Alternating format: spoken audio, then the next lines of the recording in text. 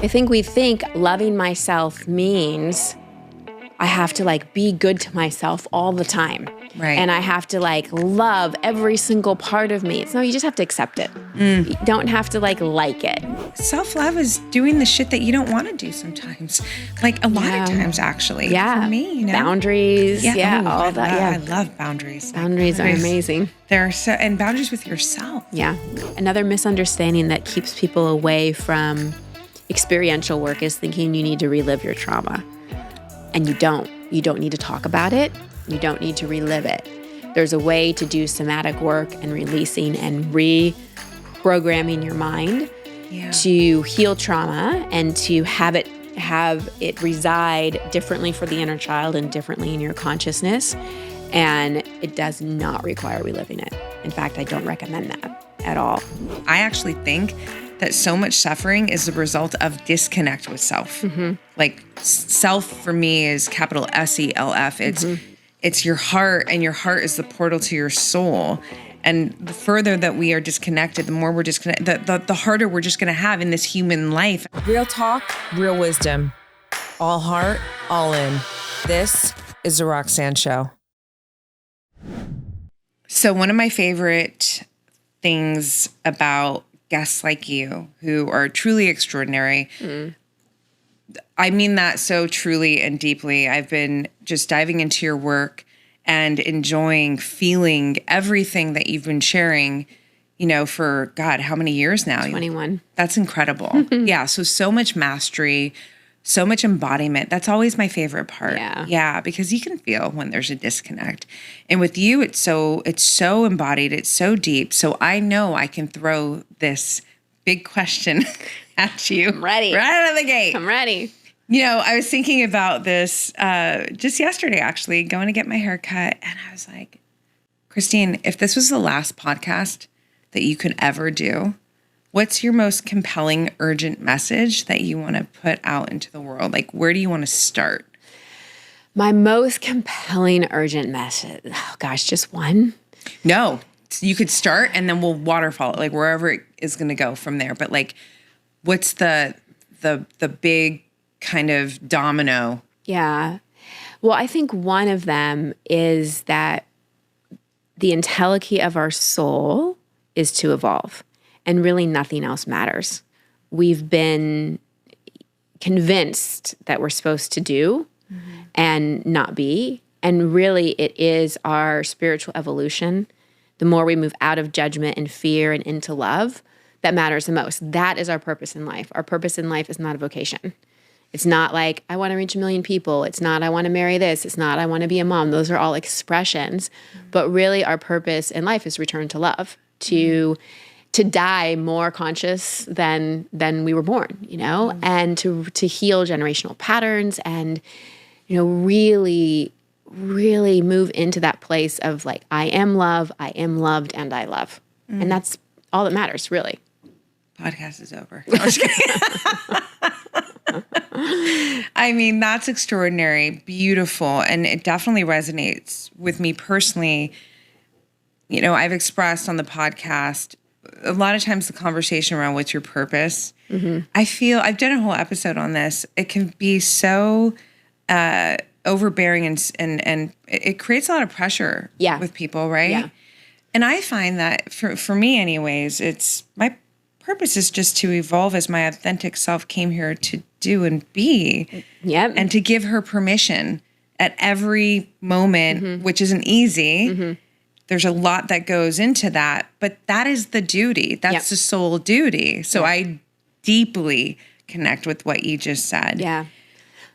I think purpose is a term thrown around for like how we want to express ourselves in life. And I actually like to use the word passion instead. Because again, purpose is really soul evolution, period, full stop, end of story. Passion is, if we look at the root definition of passion, the original definition of passion, the passion of the Christ, it actually means suffering. Yep. And we've evolved it over time to mean things we love. And I think so for so many of us, the things we're passionate about came from our suffering. I'm passionate about human evolution. because I suffered as a human and I have found some things that have been incredibly helpful for me. And my life looks dramatically different than it did 5 years ago, 10 years ago, especially 30 years ago. And so if people could more focus on like, what am I passionate about? Because I think when people feel like, oh my gosh, I don't have a purpose in life, it's a lonely feeling and it's a very like something's wrong with me feeling. Yes. And there can be a lot of unnecessary seeking to try to find like my purpose. And you can feel like something's missing when actually nothing's missing at all. All that's missing is self-acceptance and realizing that you're already on your purpose and you're just diverting yourself trying to find it in something outside of you. I love that you said passion. It's one of my favorite words. You know, I've been writing my whole life. I'm authoring my first of many books right now. And there's an essay that I wrote specifically on passion, what passion wants you to know, because I'm sure you've heard this. I'd love to hear your thoughts on this. But there's this idea that's also put out there now that following your passion is not a good idea. It's like downing the value of Have you not seen that yet? Really? It's like, oh man. And I mean, it's like anything, right? You have somebody who has to go against. Right. Like it's a It's like you got the keto over here and the vegans over here. Yeah, Totally. there's always, Yeah, and they, you know, they kind of put down the idea of following your passion because almost like it's something that is flimsy and it's not necessarily going to build the structure and security of your life. I argue that so deeply. I think it's so important to also understand what passion really is. Yeah. I would say don't follow your ego. Like, I think people may confuse the two. Yeah. Because passion misdirected is addiction, is narcissism, is arrogance, you know, and also unhealed advocacy called passion can also be pretty dangerous as well. So I think if we get really clear, and I'm so glad you're writing about this. What's your book called? The Truth in You Knows. Oh, I love that.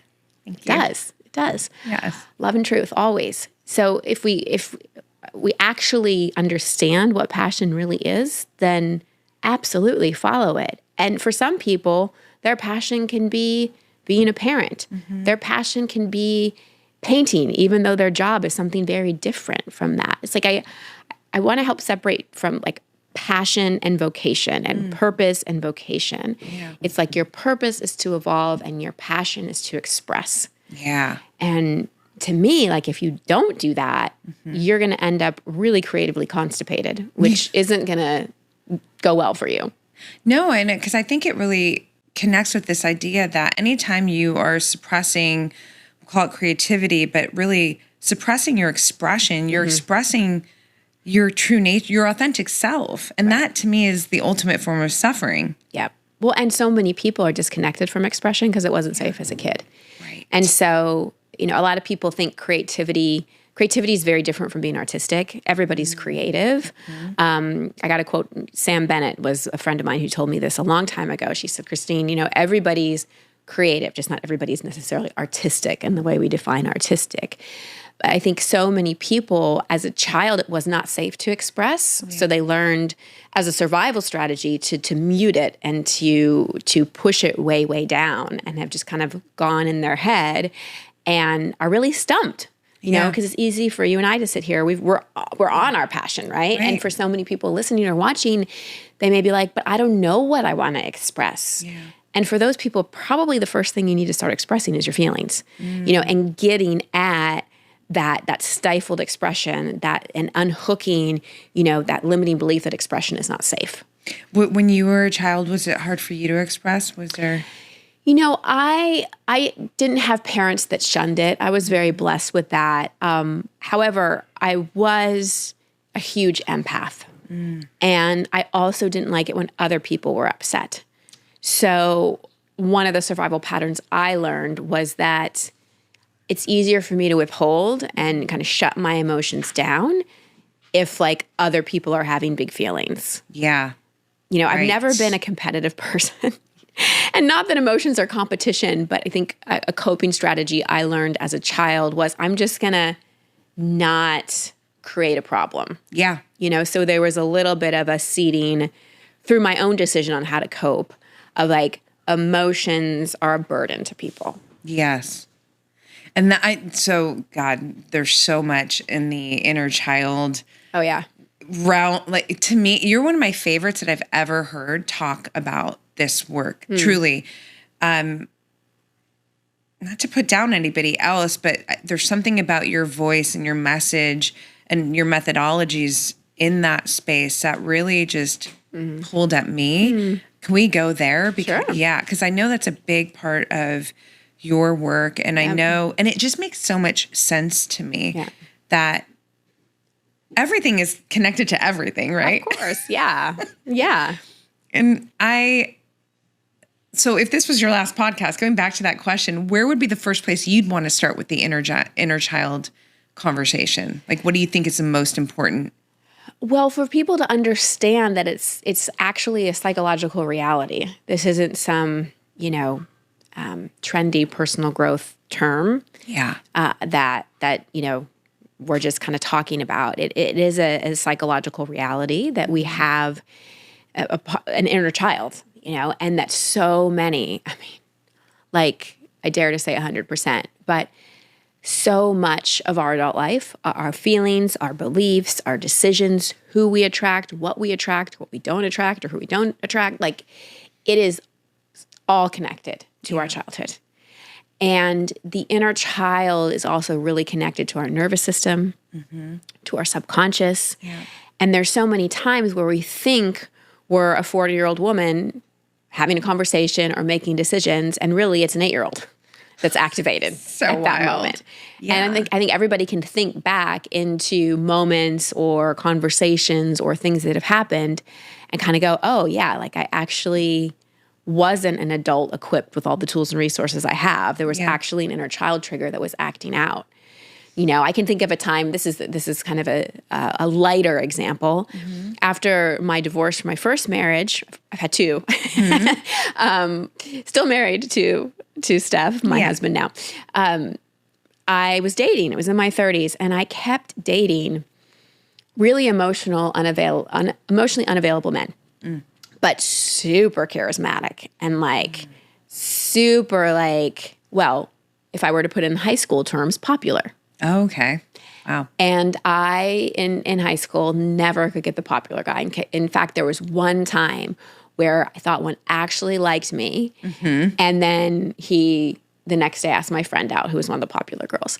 And so I always felt like I couldn't get the popular guy. Yeah. And so I kept dating these series of just men who would just break my heart. And finally I realized, oh my gosh, because I was judging myself. I'm like, I have done so much work. Yeah.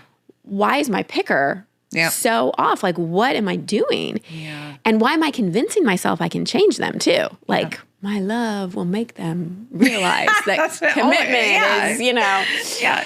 And it was because my 14-year-old was picky. It was an unresolved wound of, this type of man doesn't choose me. Yeah. And it wasn't something that I resolved. And so, that part, it was her that was choosing. And we can have different inner child ages and issues pop up at different times in our life, depending on what's on our soul curriculum to heal. And because I was clear that I wanted to draw in a really healthy relationship, a side-by-side partnership where I wasn't attracting from my wounding, but I was attracting from my vision and values. The universe stacked up and my higher self stacked up a series of things that would make me look at where I was still coming from a childhood place, where I was still looking for a man, a relationship to heal a wound that occurred in childhood instead of healing that wound. How did you figure that part out? How did you get to that place where you're like, oh, this is what I'm doing as my 14-year-old? Yeah. Well, insanity, we know the definition is doing the same thing over and over and expecting a different result. So by I think the fourth dude, I was like, okay, the common denominator in this is clearly me. And luckily I had, I knew inner child. I was teaching it at the time. Yeah. I think there was a part of me that was having fun with it because they were fun. I would just end up heartbroken, but they were fun. So I was like, cost, payoff. And my ego liked it. I felt like the popular girl every time they would choose me. So there was a little bit of a dopamine thing that kind of kept me in it and kept me in denial for a long time because we can convince ourselves of anything. Yep. And finally, by the fourth one, I was like, okay, I'm 38. Not that I paid that much attention to age, but like this doesn't feel emotionally mature for like where I am in my life and the work that I've done. And so I just started doing, the inner child work that I teach and I know how to do. Yeah. I did something in particular I call it the empty chair process. It's based on a Gestalt therapeutic process of setting up 2 chairs. Yep. And my adult self sat in one chair and my teenage girl sat in the other. And I literally moved back and forth. Yep. Eyes closed. Gestalt. I've done it. Not inner child though. This is amazing. And talked to her. Yeah. And really helped her forgive the misunderstandings and the limiting beliefs she formed. And really worked with her. And we, from my point of view, and this is where so many people get so frustrated. We do healing work and we do great work at a retreat or with a coach or with a therapist. And we're like, I've nailed it. I have solved it. I am done with this. And then it shows up again. And we're like, this again, I've worked on this. But what people forget is that most of the time we need an integration opportunity. Totally. We need the same thing to come back around and respond to it differently for it to actually land. Because it's like if you play any sport, you can, be with your coach and be in practice, but until you get in a game, you actually don't know how you're going to play. Totally. So I had an integration opportunity come up and it was the universe was like, we're going to give you a doozy. This is going to be really alluring in all the ways. And it came in and I was like, oh gosh, do I do it one more time? Just one more. Man. And I had to talk to that 14-year-old girl and be like, sweetheart, I know this looks like it would be a lot of fun. And whatever you're thinking this man can do for you, I can do for you. I can do it. I can give you this acceptance. I can give you this fun. Like whatever you see in him, you got. That's incredible. And it was a clear no with love, and then stuff came into my life. Of course. Mm-hmm. There's so much about that. That's so incredible. I mean, wow. Okay. So first of all, the ability to be so honest with yourself, I think that's so important. I want to pull on that thread. Well, let me say this too. I deeply feel the part that you shared about you need an integration experience because I think a lot of times it's if without it, you've just intellectualized it. Yeah. You haven't metabolized it. Exactly. And that's why I know I'm sitting across from such an embodied woman because everything that you speak about, there's conviction and that conviction can only come from being embodied and gone through it and from like full spectrum gone through it. Right. Yeah. And so, and I do believe that a lot of people maybe stop there. Yeah. Right. And then the honesty part that I wanted to pull on is, to me, it's like the greatest form of self-love because you could have gone for the bait, like that alluring. Oh yeah. Yeah. He was even kind of famous and I was like, oh my gosh. Shit. So you really teed this one up for me. We're gonna like really see what you got going. Yep. And you could have, because also, I wonder, and I know you speak to this, that a lot of times the patterns that don't even serve us provide familiarity. So in an interesting way, provide safety. So it's really easy to just stay in that pattern. So familiar. Right? Yeah. Yeah. And that even in those kind of circumstances, would you say? So yeah. Yeah. And so many people that I'm sure are listening have done the work. And then when the integration comes in, they either go, I'm a failure, or they convince themselves that this time it will be different. Oh, yeah. Because they've done the work. And it's like, no. Yeah. Yeah. It will be exactly the same as it's been every other time. Right. And, I have so much compassion and patience because what is familiar, it's like, it's not only that it feels familiar, we literally have grooves in our brain. We have neural tags in our brain that tell us this is okay. That tell us, well, not necessarily this is okay, but like, we know this. Right. And so it's kind of putting on a really comfortable pair of sweatpants. Totally. And our brain just will default to it. And all of a sudden, because that neural tag's been activated, we're back into the choices and behavior and beliefs that hook us right back in. Yeah.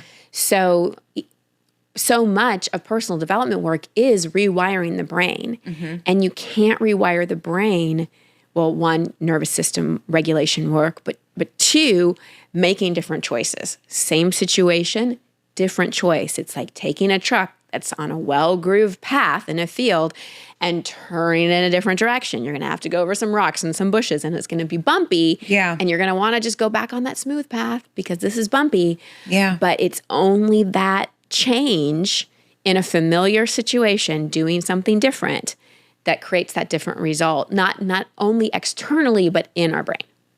And that's where everything starts, right? And one of my quotes, the inner shapes the outer. Yeah.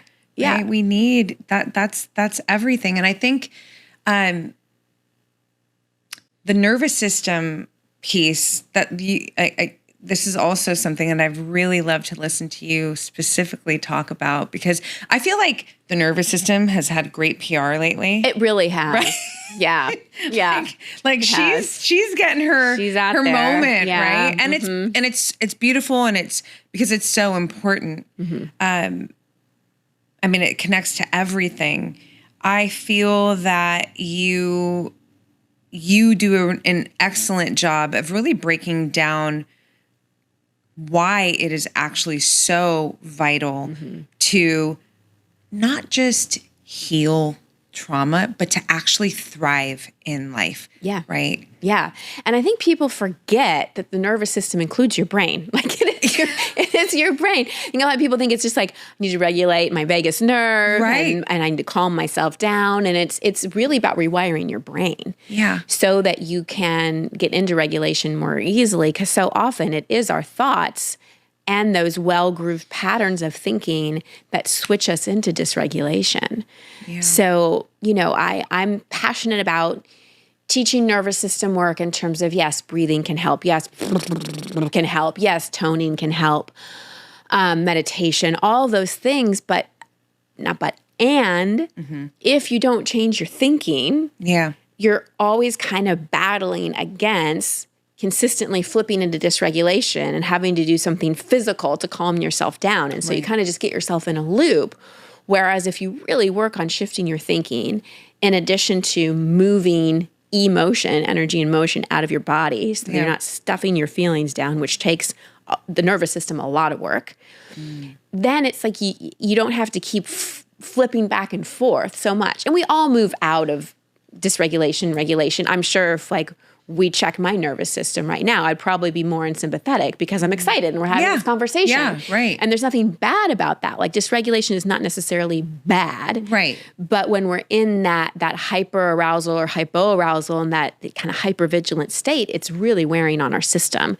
And it's hard to change thoughts when you're in that place of dysregulation. And it's hard to respond. You're more likely to respond from a wounded inner child, I should say triggered inner child place, when you're in a dysregulated state. Right, because you're just not safe, right? You're not safe. All your protective patterns are up. Your brain, you've gone into a part of your brain that is more your trauma response part of your brain. So you're going to pick up fight, flight, or freeze. Fawn is more of an adaptive strategy than a physiological response. So we're just going to go there. And when we're in that place, I've never made a great decision from that part of my brain. Never once. No. Well, you think about, I just had Rich Diviney. He's an incredible former Navy SEAL commander, author, speaker, entrepreneur. It's been on my show twice. We just recorded again. And, when I think of someone who has a really strong nervous system, amidst chaos, right? I'm thinking about a Navy SEAL. Yeah. Right? Control the control. And that is the ultimate. If you can, because without that regulation, you're not going to be able to make great decisions. You're not going to show up and be able to, even just from a performance standpoint, right? So it's really huge. But just if you think about that in your day-to-day life, I mean, if you're walking around and you feel like there's a lion chasing you, I mean, anything that you're doing is going to not really reflect probably like the best expression of you. Best sounds judgmental, but the highest expression of you, the wholest expression of you, right? Right. And there's some of that, like that trauma response, fight, flight, or freeze, sometimes that's useful. Steph and I were hiking one time and I saw a bear and I froze. And in the moment, that was useful. There are times when like I need to swerve to miss something or slam on my brakes or run away from something and like it's useful, right? But when we're reacting to non-life threatening type of situations from that part of our brain, like our brain actually thinks it's life threatening, right? Which is why things feel so intense and why it's so hard. Like so many people really, really struggle with decision and then beat themselves up because they struggle with decision or are really trying to change behavior, but still go to that reactionary place and then beat themselves up. And it's like your brain is just defaulting to a pattern. So those integration opportunities become more and more important to really practice, having that really, really just embodying that Viktor Frankl famous quote from Man's Search for Meaning: in between stimulus and response, there's a space. And in my words, in that space, that's where we can lay new tracks. Yes. Right. That's, writing my whole life, starting as a kid as a diarist without knowing what I was doing was I was creating space. I was doing a lot of things, actually. I want to pull on the threads with you specifically to talk about ultimately what I was really doing was building self-intimacy, which is my preferred, I talk about self-love. Self-love is a big part of the conversation. It's obviously out there in many different ways, but I feel that it's a very lofty idea to just tell someone, okay, just love yourself. Everyone has a past, a lot of people come from hardship. It might not be that easy to love yourself if you haven't built what I frame as self-intimacy, this safe space to get to know who you actually are and to build that honesty within yourself, to know that, hey, I can be radically honest with myself. I can face all of this shit that doesn't feel good, and I'm not going to leave myself. Yes. And I think loving ourselves is another misunderstood concept. Like, okay, I think about my daughter. I love her. And sometimes she drives me crazy. Yeah. And sometimes I need some space for her. And sometimes I don't like being around her. Doesn't mean I don't love her. Right. And so I think we think loving myself means I have to like be good to myself all the time. Right. And I have to like love every single part of me. It's no, you just have to accept it. You don't have to like it, And so if we look at, our relationship with ourselves and that self-intimacy as relational versus, eventually I'd love to get to the point where I'm like God with myself, that I could really love myself the way God, whatever word source works. And I'm still human, like I'm a spiritual being having a human experience. So I don't actually put the expectation of myself that like I have to like myself all the time. And for me, it was such a relief to redefine what self-love looks like. Self-love often looks like repair. Yeah. I did something that I was beating myself up for yesterday, and I was like, I need to repair with myself. And that's where my inner critic has become really useful. Oh, yeah. Because when I'm in my inner critic, I'm like, oh, okay, there's something I've judged that like I'm either not doing enough or I did something wrong. So I need to repair. Like where did I self-abandon? Where was I out of integrity? Where did I do something that I'm judging and like really repair that inside myself?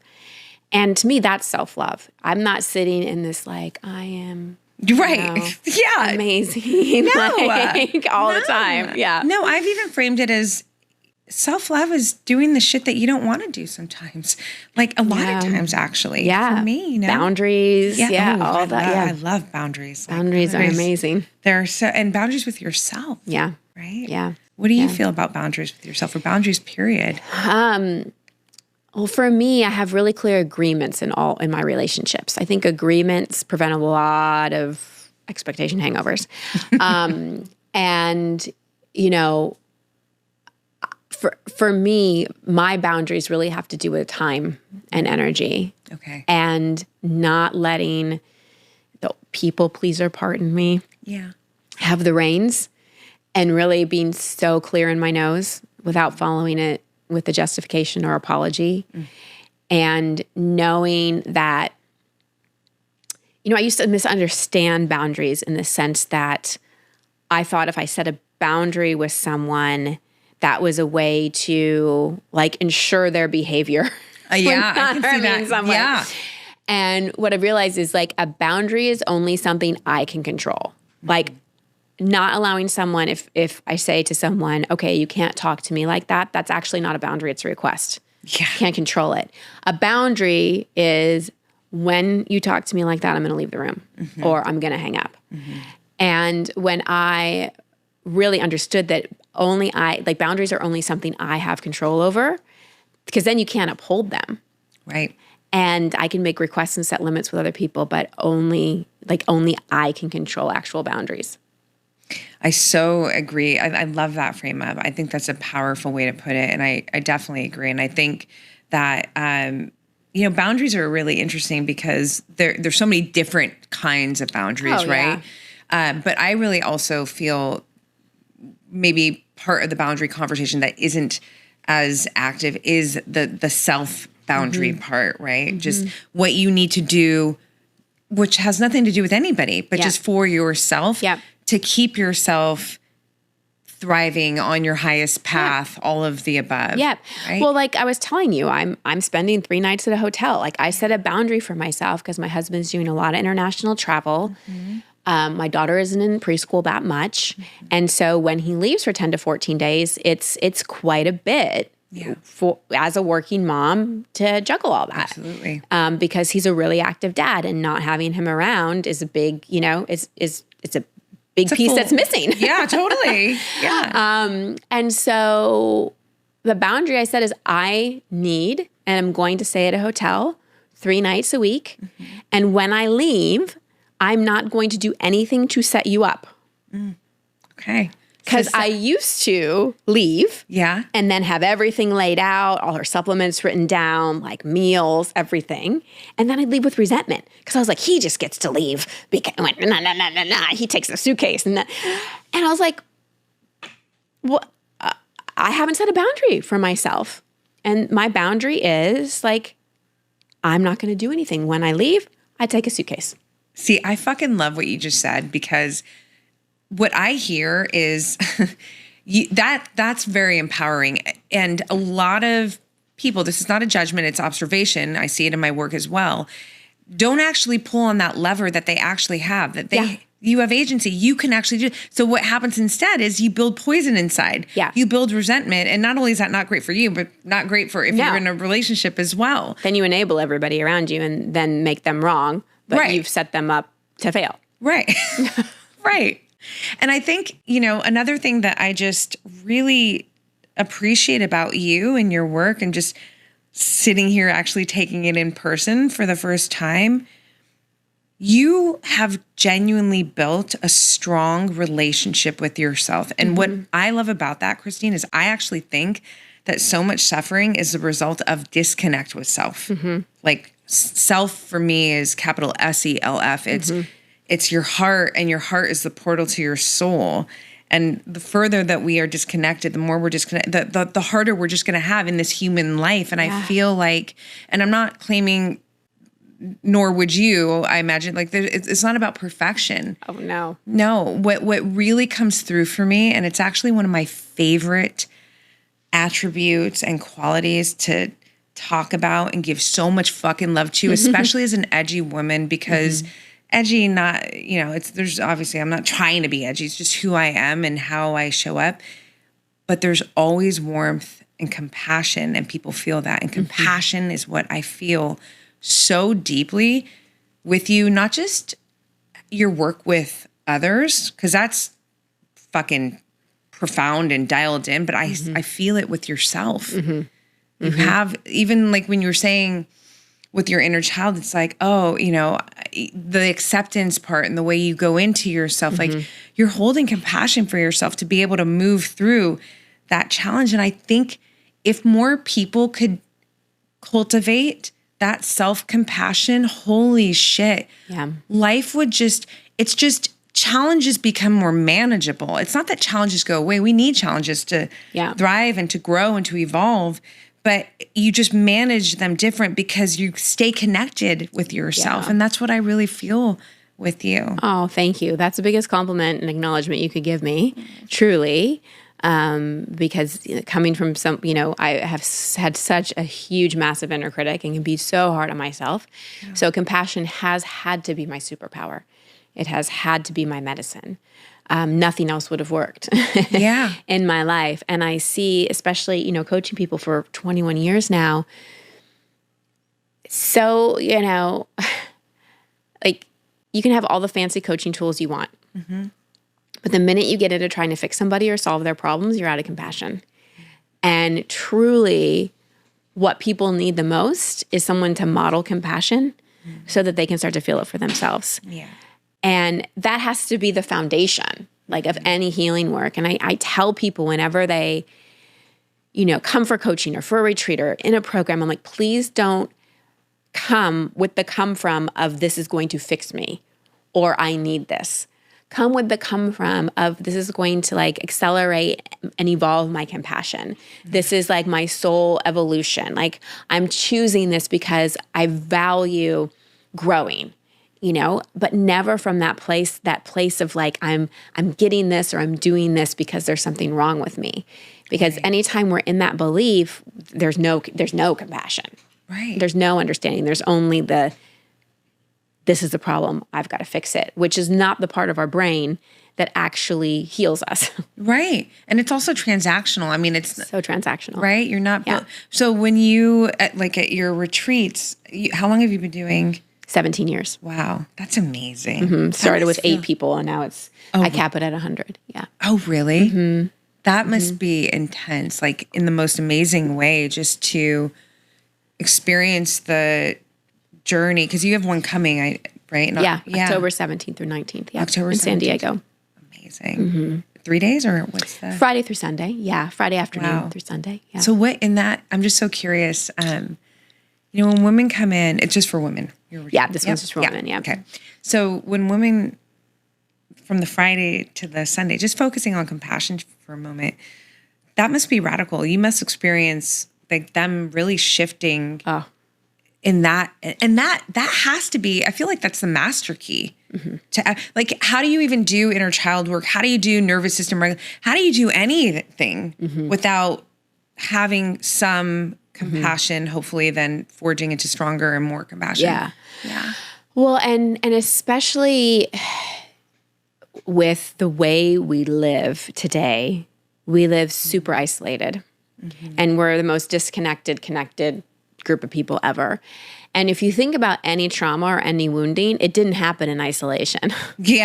And then you're trying to sit on your computer in front of a Zoom course or whatever, trying to heal. And it's like, it will get you, it's better than doing nothing. But from my perspective, both as a person on the path and someone who's been facilitating for as long as I can, live events with the caveat of it needing to be a really safe container. And a really closed container and a really pure container, because group events can do the opposite, if not that. But coming and doing the evolutionary work in a group is incredibly impactful, because for that part that didn't have the wounding in isolation, not having the healing and the resolution in isolation is really important as well. And this women's retreat, it's probably my most favorite thing I do. At the end of it, I really feel like God is so there. It's just so, it's amazing. And I think every woman, it's in our DNA to gather, to come together. And we have such a sister wound. I mean, the biggest objection we get for people is, I don't want to be in a room full of women. And I'm like, I get it. I used to be like that too. I know. It's so funny. I've always been a girl's girl. And I'm also like, I grew up with 3 brothers and I'm their older sister. So I'm a guy's girl too. Yeah. But I know and it's always interesting when I've heard that. Well, I understand. It kind of makes me look at the girl like, oh, well, there's a little something happening with you because you must not be healed. Yeah. Yes. You're missing a big piece. Yeah. Oh, totally. Right. Your sisters. So you probably, that's like I'm sure so many women bond there and have like. They lifelong friends. People have been friends for like over a decade now. And the most powerful thing is the somatic work. And doing it in a way, I think another misunderstanding that keeps people away from experiential work is thinking you need to relive your trauma. And you don't. You don't need to talk about it. You don't need to relive it. There's a way to do somatic work and releasing and reprogramming your mind to heal trauma and to have it reside differently for the inner child and differently in your consciousness. And it does not require reliving it. In fact, I don't recommend that at all. And that's really the safe experience we create for women is to confront some things that they've been so scared to confront. Yeah. So that they can be free. Ooh, you just did something. That's so, of course you did. My core value, number 1, is freedom. And it's freedom, not just out here, of course, don't, but especially within myself, right? Like, I just want to be free to be who I am, how I am, in all the ways, like to evolve my authentic self. And being the deep thinking woman that I am, very introspective, writing, and always just loving to pull back the layers, like to get to the root cause, like what is it, right? I thought about that deeply about, well, freedom, yes, but what's under freedom? Like, what is it really? And it's to feel safe, self-secure. Like, not for me personally, and this is really a truth for me, probably because of just my life and how I've been brought up and the childhood things that I went through. But when it comes to what you think about me, like, I'm good. I love what I think about me. And I've had to go through a lot of things to forge that truth, basically, that I genuinely know about you, right? Yeah, exactly. Like, I know my heart. I know my soul. I know how so there's safety in that. Yeah. But safety is very multifaceted, multidimensional. Right? And especially when you consider all of the potential hardships, traumas, and things that all of us have gone through in unique and individual ways. So when you said to be free, and you literally said, it was funny because I was thinking of this. I was like, so ultimately what I feel that you help these women do, and really everybody in your work, is to get that safety to be free. Yeah. And there's I love that. And there is another layer that I want to bring forward, because you're wearing an Ankh and an Isis necklace, so it's definitely a sign that I should share it. So, women in particular have been prey, for lack of a better word. Like, we have, gone into kind of the archetype of, we sort of need to be scared. I can't remember what survey it was. I'm sure you've heard of it. I think I heard Trevor Noah share it in his stand-up at one point about how, thousands of women were polled, and if they were asked if there were no men for 24 hours, what would you do? And the most popular answer was go for a walk in the dark alone.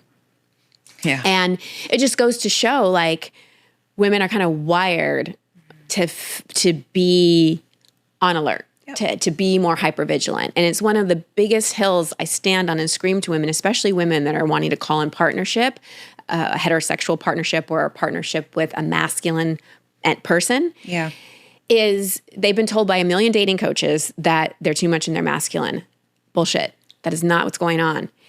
This isn't related to Isis. I'm going to circle back. No, it's good. I'm following you. But I'm sure she's present. She is. It's not that.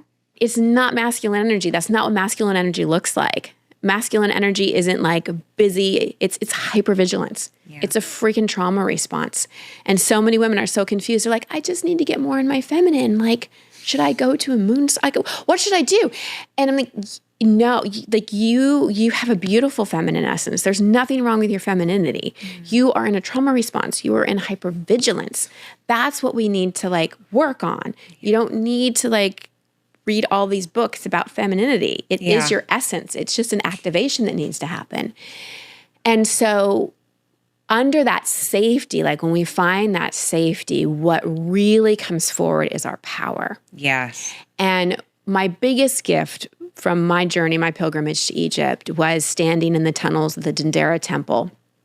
And it was after I had been at the Isis temple, and so things were stacking.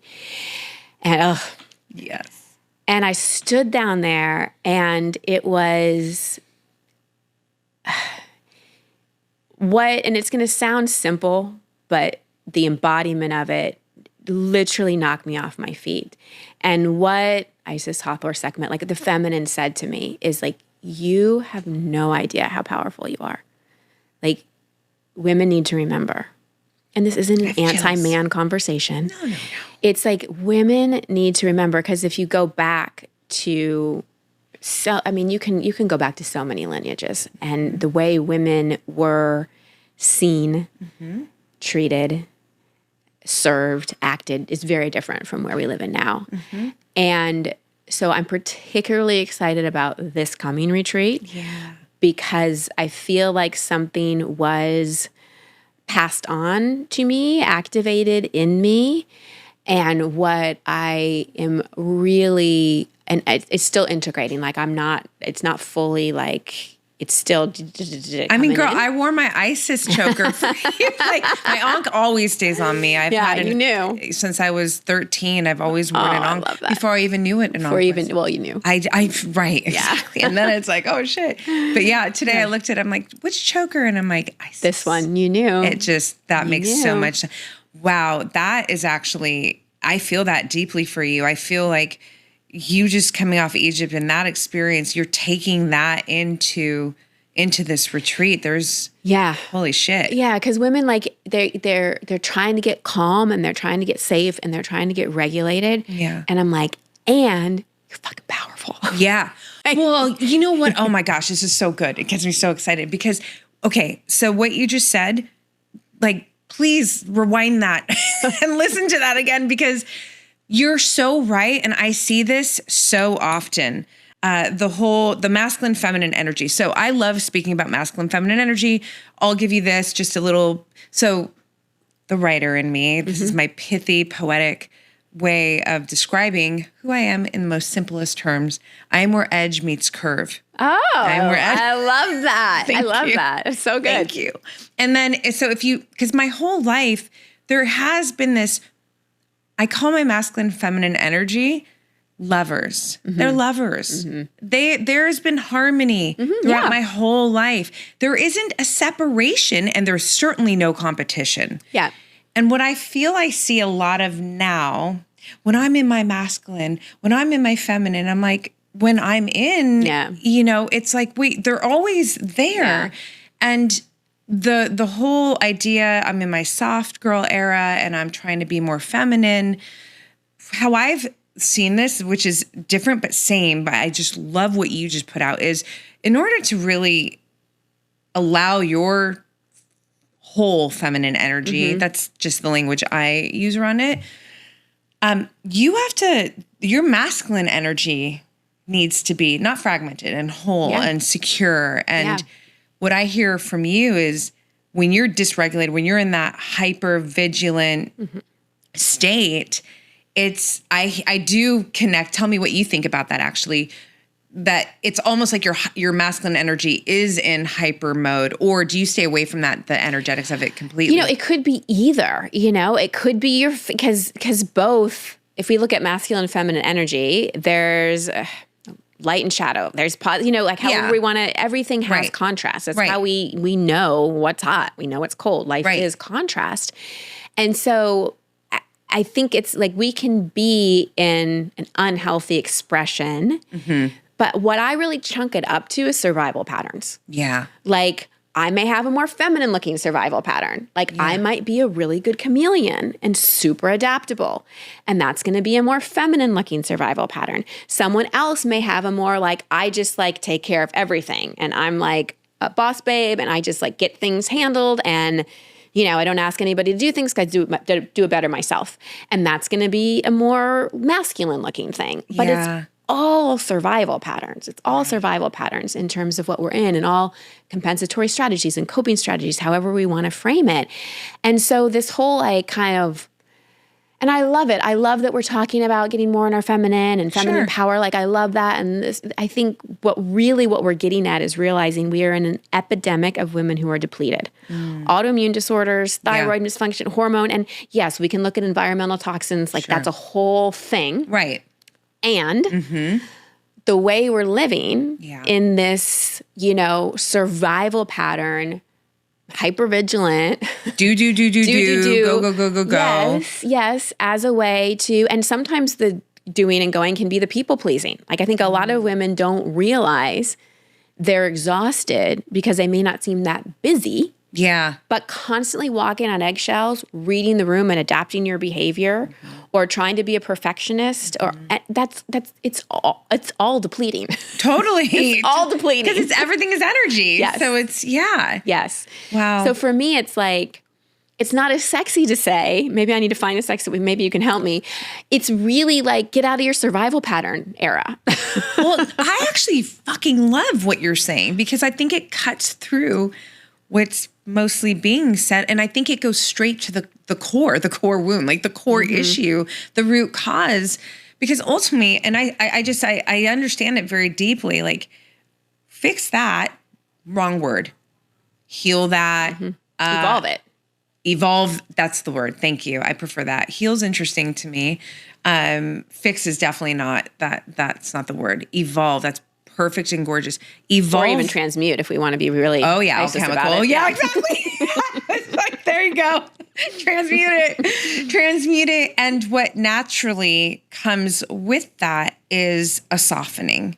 Because you're fucking safe. But in power.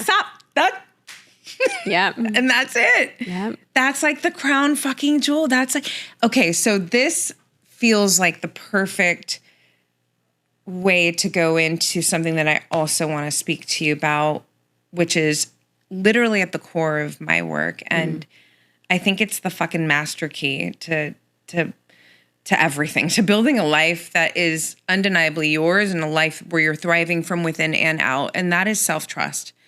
I just don't believe it's possible to, first of all, ever know who you truly are without trusting yourself. Like, because you'll never put yourself in positions in life to feel who you are, to understand, to play with, you know what I mean? So self-trust is, and it's not, I always say, like, there's no handouts to that shit. You got to earn it. And that's the journey and that's the work. But you're worthy of the work. You're worthy of the battle. What comes up for you when I say self-trust?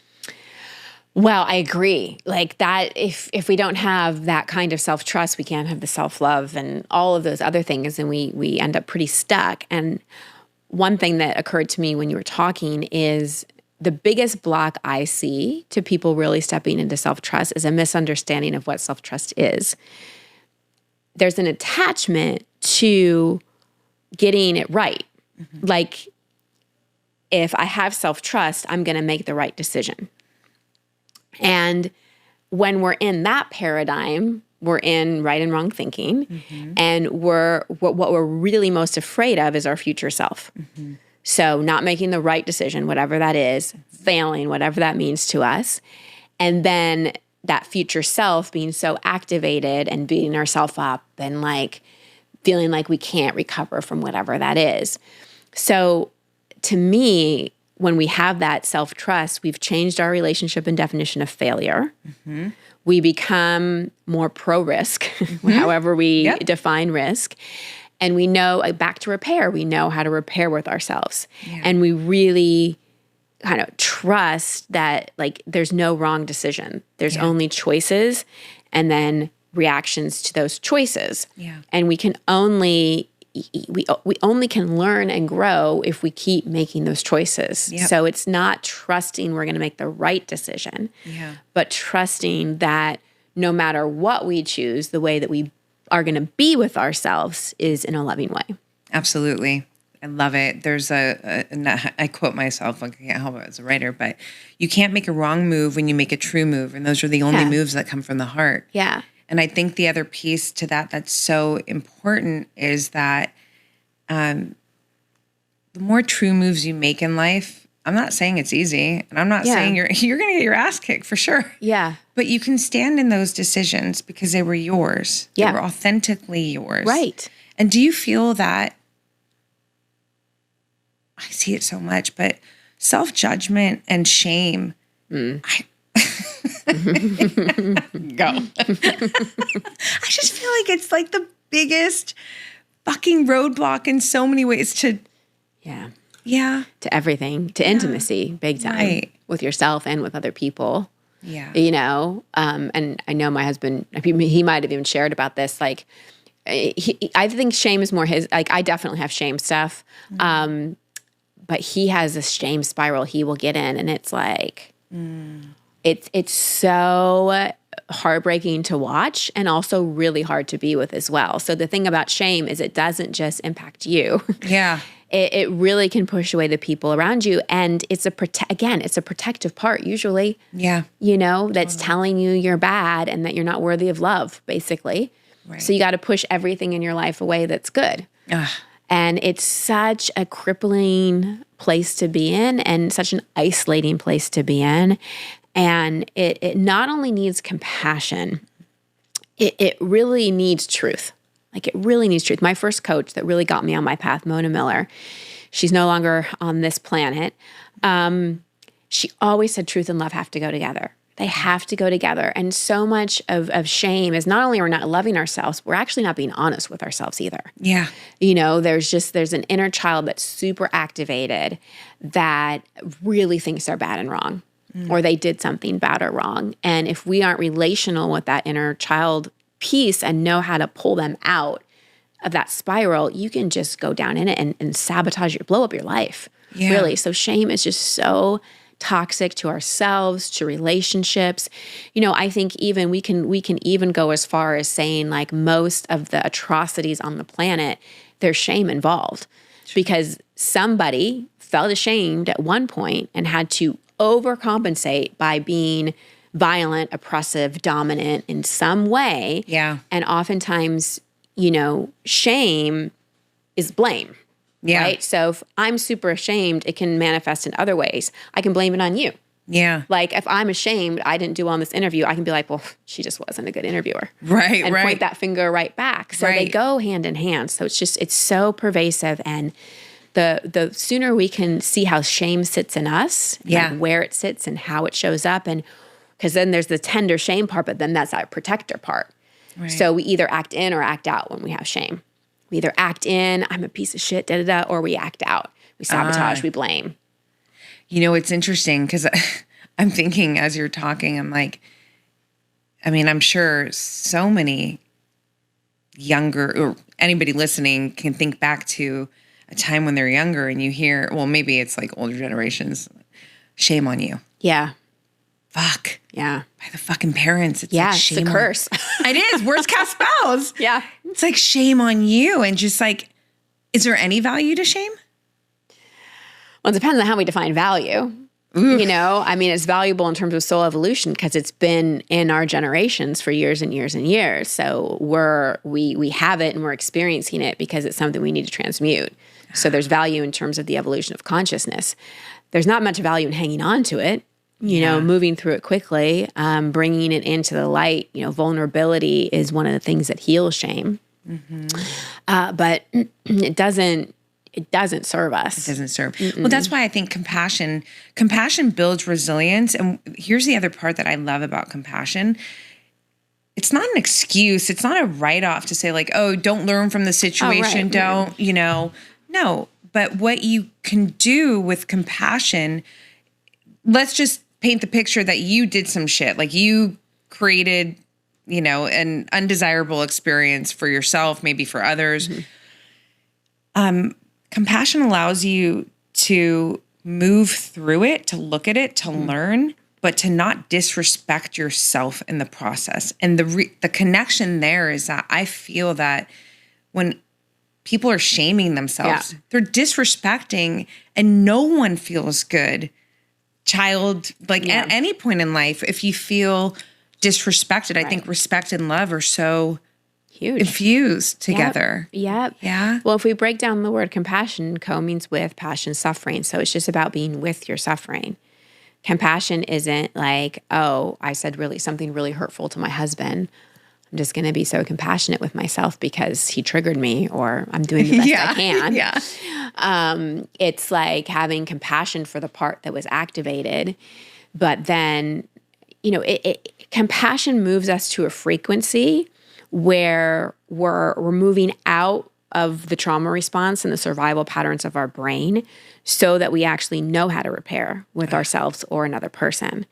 So it is foundational. Yeah. To pretty much everything. And you can't really forgive someone else unless you have compassion. And forgiveness and compassion doesn't mean condoning. Right. It just means removing the judgment. Right. And it's not weakness. It's not weakness either. People hold on to blame and anger and resentment of other people for a variety of reasons, one of which is they think they're protecting themselves. Yeah. Like if I stay angry, I'm getting my power back, or I'm preventing it from happening again, and the opposite is true. Like what happened. If you're continuing to hold anger and resentment, then like you're carrying that. Right. So forgiveness is really about setting yourself free more than it is setting somebody else free. And compassion for another, it's the greatest gift. Like even in my relationship with my husband, there are some times when I really disagree with what he's saying. Yeah, sure, of course. And really see he's coming from a wounded place and can see how his behavior is not feeling good to me. And can I have compassion for it? Because compassion is very different from making excuses for people. Yes. That I'm not a fan of. No. But it does get you to the place where you can understand someone else better and you can let go of the anger and resentment and blame that isn't serving you. It must be so interesting because both of you are highly emotionally intelligent individuals. And that's got to help when there is conflict. I mentioned this to Steph on the podcast, and I've talked about this a lot, but I've distilled a very complex subject, I guess, down to when it comes to the health of relationships, like health as in the longevity and the health span. So the vitality of a relationship, any kind of relationship. Right. I feel like it really comes down to two things. I feel like, I know. Can you fucking believe it? I'm so excited. Ready for these two things. I know.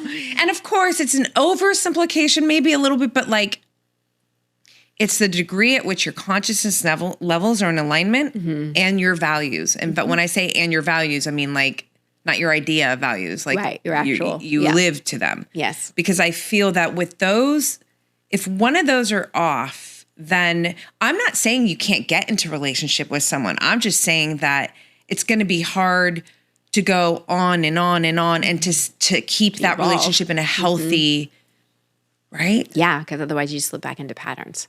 So how'd I deal with that one? Well, I mean, gosh, a lot of times people don't realize they're in a pattern. So true. So that's the first part is the awareness about it, right? Yeah. Like the awareness and being able to spot a pattern and then being able to really understand the pattern. Yeah. Because relationally, again, it is easier to blame. Yeah. It's just easier. And to be the victim. Mm-hmm. Yeah. A lot of us default to that. Yeah. And so when we can actually get into realizing we're in a pattern, what the pattern is, and take because we can't control our partner, and take responsibility for our part of the pattern. That's the only way things can shift and grow. And that's the consciousness part. And like value part, you've got to value that. Right. That has to matter to you. Right. And, growth has to matter. I was just at a 20th anniversary dinner for some of our good friends. And one of their values is grow or else. Like, yep. Or else. Yeah. And that's why they're together 20 years and probably will be for the rest of their lives, is because they really, really value that. Relationships are hard. And, we came into our relationship very arrogant in terms of how much we knew. Like, because we're like, we're so conscious. Yeah. I wish I had a video clip of one of our fights to play right now, because you'd be like, those people are frauds. I'm not listening to a word this woman's saying. So like we're very human. Yeah. And we can trigger the fuck out of each other. Yeah. And especially like having a child who's a manifesting generator on steroids and like is just like here to, her name's Athena, so she's got big energy. So good. And to have two people have a baby later in life and have our whole freedom and autonomy and like the whole thing and my hormones and like, it's been a lot. And so we've really had to like look at where our patterns are. And we're at the point where, because we've done so much work, we can kind of be like, this is stupid. We're in a pattern. Sure. I'd like to exit. Yeah. Would you like to exit? That's so good. Because some things don't need to be hashed out. Yeah. Some things you just actually, this is the integration piece. Sometimes you just need to make the choice to not do the thing. Yeah. Okay. Like just to not do the thing. Yeah. To not have the same argument, to not go into your because we have those well-grooved brains and neural tags inside our own relationship with self. Right. But we also have them with our partners and our kids and our parents. And it's like, nope. Right. Like, I'm not going to go there. And like he did something yesterday. I'm like, do you really want to, like, you're picking a fight with me? Yeah. Like, don't. Yeah. Let's not. Yeah. He's like, you're right. Okay. I'm like, okay, thanks. But but I love that. I mean, of course, this is also love, but I think the high emotional intelligence, like that you consciously like both, that you guys can, in that moment, it's like, okay, yeah, you're right. And sometimes we think like sacred union conscious repair is like, let's sit down, hold hands and look in each other's eyes. I hear you saying that what you feel is that I disrespected you. Is that accurate? And sometimes that's really helpful. Like we teach perception checking to people that are kind of starting on the journey. But as you like get more adept at this work and as you kind of know, it's not bypassing. You just got to choose not to do it. Yeah. You just got to choose not to do the thing. I fucking love that about you because you know what? It's practical. I'm not saying it's easy. Right. I don't sell easy, but that is just... Like, it's like, it doesn't have to be this big ceremony. Right. Well, and that's the kind of the addiction I see people that have done a lot of personal development and conscious work go into is like, let's roll out our mat and like really dig deep. And I've got the biggest shovel. I will dig deep with anybody. Yeah. And I also know like at a certain place, like I really see evolution as a continuum with yourself or in relationships or with money or whatever it is. Like you've done the healing work, you've done the inner child work, and you're at the integration place where you just need to make a different fucking choice. Yeah. And that's really important. Otherwise you just keep kind of like hashing out the same thing over and over again. Do people come to you, or does this come into the conversation when individuals are working with you, like manifestation? Because I think about this with you because obviously if you have, patterns and blocks and like it, but let's just say you don't know, right? And so you're like doing all this stuff and you're like, why can't I call in my king? Or why can't I get the, business to take off? Does manifesting come into the conversation a lot with you? People ask me about that and I have some very simple thoughts on it. My biggest thought that's super profound is like, I don't fucking know. And neither does anyone else. Like anyone that says they truly understand how spirit works, don't believe them. I love you for saying that. That's always, yes. No, you can't be that. No. If you're that sure, then I don't trust you. You are a human. Mm-hmm. There's stuff we do not know. Yes. And so I think there's so much that comes into play. Karma, like other people you have soul contracts with, your inner child, soul evolution, there's so much. And so I think that so much of manifestation comes from inner child wounding. It's like, I'm going to call this thing in. But again, if we get out the shovel, there's some void. Yeah. There's absolutely. some void you want to fill, and you think this thing is going to do it. Yeah. Now, I'll say that, and I'll also say, everything is energy. Mm-hmm. And I do notice when I'm in a place in my life where my thoughts are less judgmental, when I'm more in truth and love, when I'm more accepting of myself and others, when I'm making different choices, when I'm slipping out of patterns, when I'm noticing limiting beliefs and reframing them, when I'm in a lot of gratitude and appreciation, when I have a more regulated nervous system, things tend to come easier to me. Yeah. Right. So that's the way I think of manifestation. Yeah. Well, I love it because it makes it practical in the sense that, you know what it is? It brings the human into, it's soul, spirit for sure. I think the goal is we are soul, we are spirit, but we are here having the human experience. How do I stay tethered to my soul, right? Have that conscious relationship with my soul such to that then I am on my highest path and I can, that word is interesting, or those, but it's this idea of how do I ultimately just stay, how do I move through life in wholeness? I think wholeness is that synthesis. Yeah. Right? Well, I don't know that we can ever do that 100% of the time. I just don't know if we can or that we're supposed to. I understand that. Yeah. So I think we're always tethered to our soul. Mm-hmm. And sometimes I think we have the misunderstanding that when we're super connected to our soul, everything's in alignment. And actually, you could be in a really miserable relationship because your soul really needs to go through this miserable relationship. Oh, damn. And learn from it. And so your soul is really driving right now because it wants to help you to evolve. So again, I do think the entelechy of a soul is to evolve. Mm-hmm. And so even in those really tough times, that is the soul wanting to grow, wanting to evolve, and wanting to let go of a lot, right? Yeah. So I tend to think, how do I turn up the volume of my intuition, right? So that I really can have clear discernment and move from my heart. Yes. Really choose and move from my heart and do things that are actually in alignment with the highest intention of my soul, right? With the least amount of suffering. Because I don't, suffering is necessary in this evolution of the human species because we haven't learned how to evolve without it. Mm-hmm. It's the whole back to the contrast conversation. Right. But for me personally, I have felt that antenna and that connection has increased with the inner child and trauma work that I've done. Because I think that the inner child drives the car. Yeah.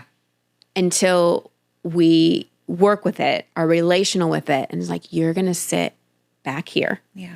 And the soul's going to drive. Yeah. So I think we've got some repositioning to do. Yeah. And when we do that inside ourselves, then that clarity comes a little easier.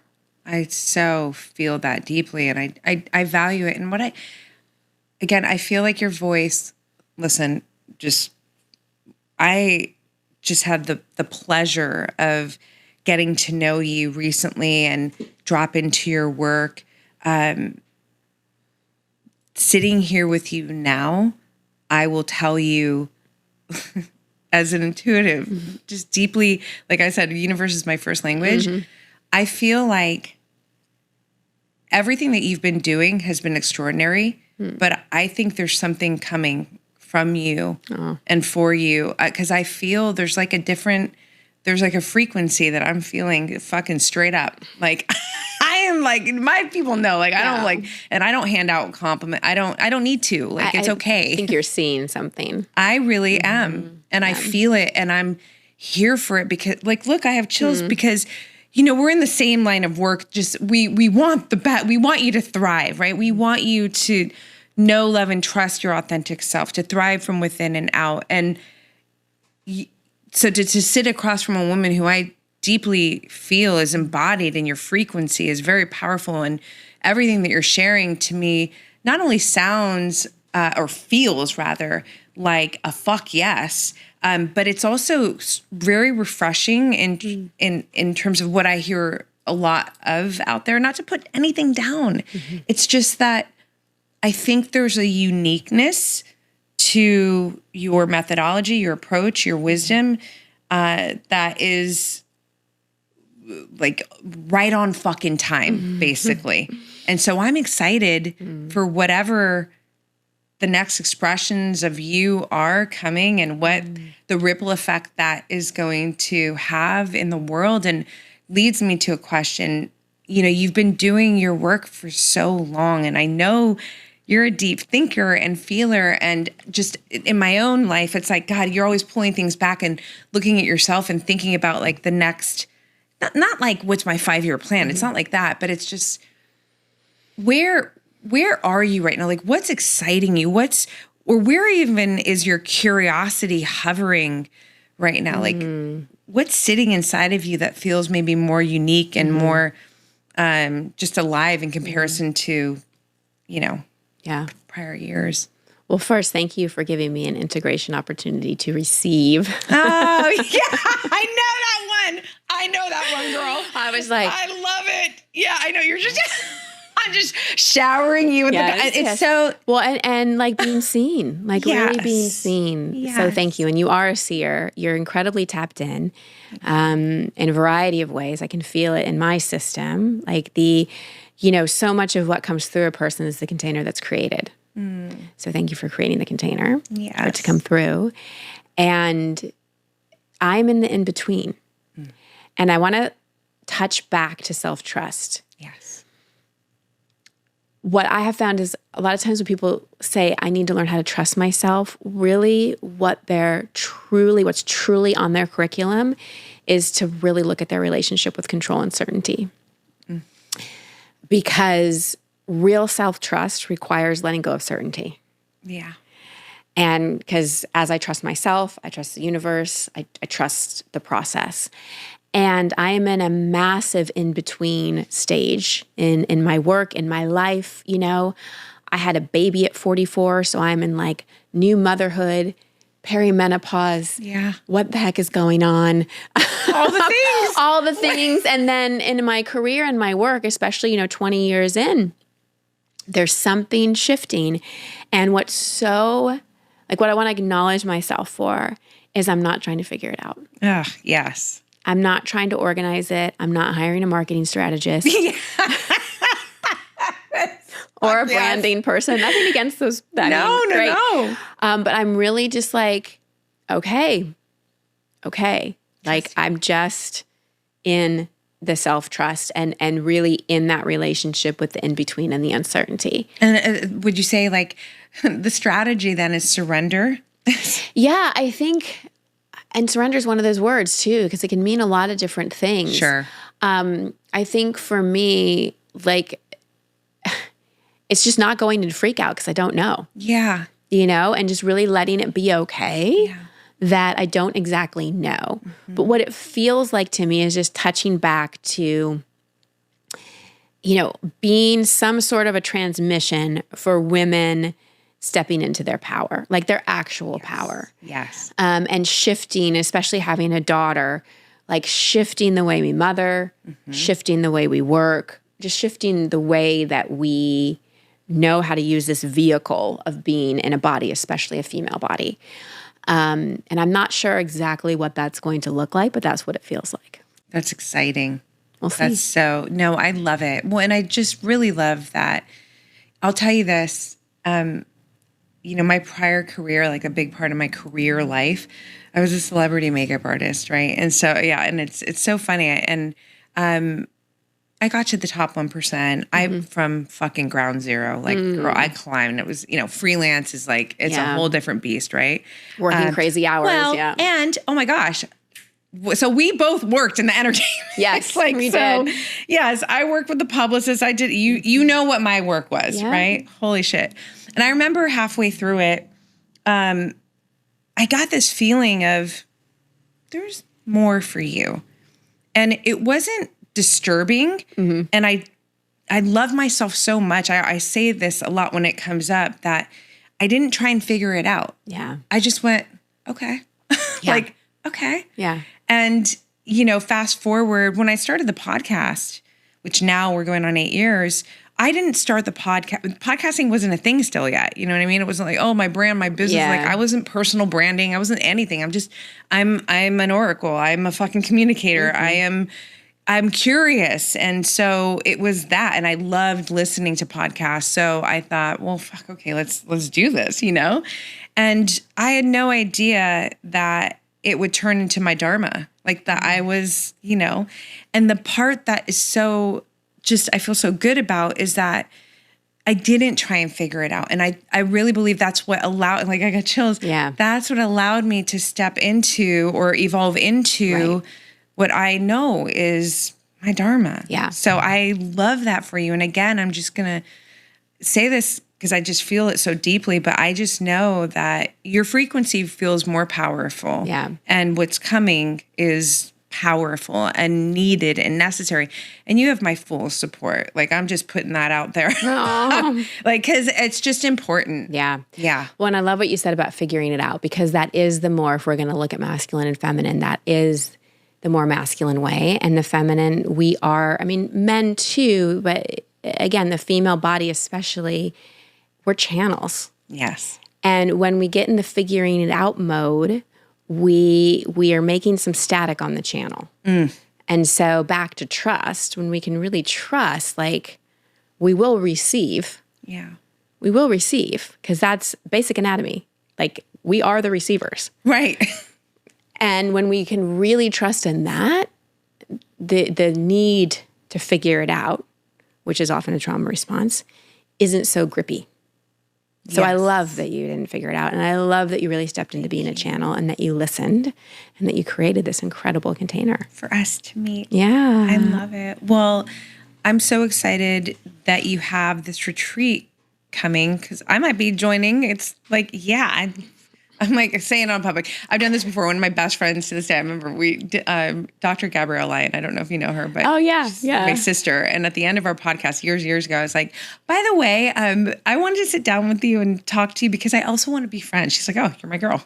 Ever since, like, best This friends. is the second time her name's been mentioned to me in 3 days. Oh, wow. Yeah. Really? Mm-hmm. Okay. Well, then there's something about that. Yeah. That's how she's, a phenomenal woman as well. And yeah, it's just been such an honor to sit with you and talk with you and just to really be in space with you and your energy. And the retreat coming up, can you just everything, all of you will be in the show notes. Yeah. All the ways to work with you. But I really want to put emphasis on that because it's coming up, and I already know that that's going to be so fucking medicinal and impacting for women. It will be. And what's so great is it has a ripple effect. Like, I really do feel, you're coming for yourself, but you're coming for your lineage. You're coming for women that don't have access to this type of experience. Like, the ripple effect of it is really profound. So it's just christinehassler.com/retreat. Or go to my Instagram or website. And then, my podcast, it's called Life Coaching with Christine Hassler. I coach people live on the air. So if you want kind of more of, like, what does this look like in actual, like, break it down for me, and you want to hear people go through, inner child work or any of those things, you can check that out. Perfect. Thank you so very much. Thank you so much. This is probably my favorite interview ever. So thank you. That means so much to me. Thank you. So round 2. To be continued. Round 2. Yes. Yay.